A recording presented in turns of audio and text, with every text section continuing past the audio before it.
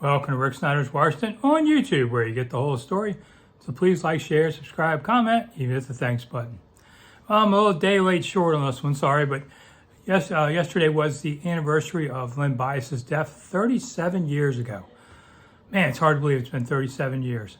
One of the really cool things over the years, it seems like every year or so, someone comes to me and says, hey, I know this about Lenny. Because I covered the story back then, and when I say covered, I meant I was a young reporter who got his butt beat every day. But I was around. I covered Len in high school when he played at Northwestern.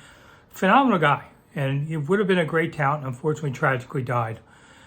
But people come to me that knew him. It never would talk for a long time, events around it.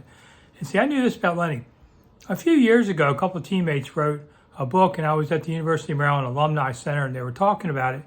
And Len's mother, Dr. Len Bias, decided to give a speech too, and she was terrific. I give this woman credit for bearing two sons. You know, the other one, Jay, was killed by gun violence. I don't know how I would have survived that personally, but she's thrived and she uses this to help other people. And she tells the story that night of Len listening to a Whitney Houston song on the radio and said, "Mom, I'm going to marry her someday."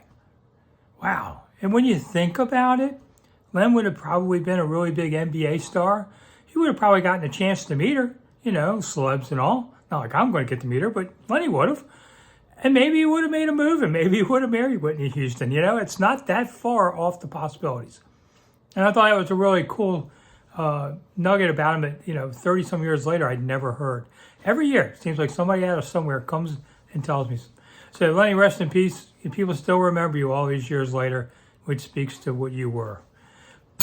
I'm Rick Snider. Thanks for coming. See you soon.